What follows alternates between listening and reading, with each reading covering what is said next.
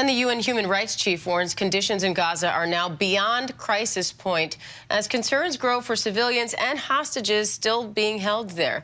U.S. officials tell ABC News they're hopeful another pause in fighting could come as soon as today. Chief National Correspondent Matt Gutman has the latest from Tel Aviv. Intense fighting reported in the Gaza Strip. Israeli airstrikes pounding the Strip just minutes after the ceasefire ended. Israel saying Hamas violated the temporary truce by firing rockets from Gaza. Smoke billowing from buildings, streets strewn with rubble. The shelling centered on southern Gaza. Israel dropping these leaflets urging residents to flee even further south, warning that certain areas civilians had been told to go are now no longer safe. Overnight, we pressed the IDF on that. So you're saying that southern Gaza could look like northern Gaza? I'm saying that if Hamas is in southern Gaza, we have no choice but to go after Hamas where they are located. Hospitals in Gaza again filling with the wounded, brought in on ambulance and donkey cart. This child with a head wound tended to by his sister.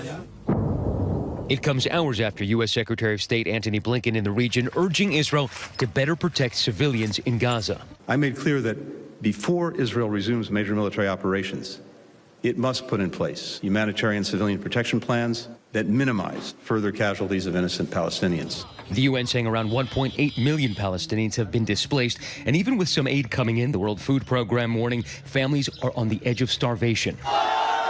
The fighting coming just hours after the most recent group of hostages was freed by Hamas. For 21-year-old Mia Shem and her family, this embrace 55 days in the making. Her mother weeping when she learned Mia would be coming home. One of 8 hostages released by Hamas Thursday, 110 released since the ceasefire began. And in the West Bank, cheers as 30 more Palestinian prisoners released from Israeli jails, 240 women and minors released in total. More than 130 hostages still believed held in captivity in Gaza. It's a nightmare. One of the 8 Americans missing is Iris Hagai Leniato's mom, Judy. The last time Judy and her husband were seen was during their morning walk on October 7th. Are you assuming that your mom is not alive? No, I'm not assuming anything. My mind kind of travels, dead, alive. When you don't know, your mind fills the gap. Both Israeli and U.S. officials admitting they know little about the condition of the U.S. hostages or even their whereabouts.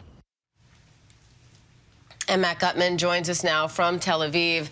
Matt, how are Israeli officials responding to this report that they had intelligence about the October 7th Hamas attack but dismissed it? They're not, is the short answer. They have not responded publicly to this. Not only did they know about it, but they actually had the actual blueprint, the plans themselves, according to this article. But more than that, for almost 2 months now, we have heard testimony from Israeli soldiers on the ground, the actual spotters in those towers overlooking Gaza, who'd been telling their superiors since the summer, or even the spring, that they've been seeing Hamas doing these drills that looks like they're taking over an Israeli community or a kibbutz. They're doing all these drills, and it sure looks like the real thing.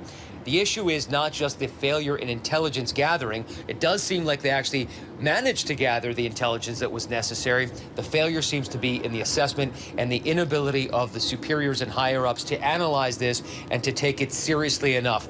There's also, I would say, an overarching underestimation of Hamas. Nobody thought that Hamas was actually capable of such a spectacular and horrific attack, Diane. All right, Matt Gutman in Tel Aviv, Israel. Thank you. Hi, everyone. George Stephanopoulos here. Thanks for checking out the ABC News YouTube channel. If you'd like to get more videos, show highlights, and watch live event coverage, click on the right over here to subscribe to our channel. And don't forget to download the ABC News app for breaking news alerts. Thanks for watching.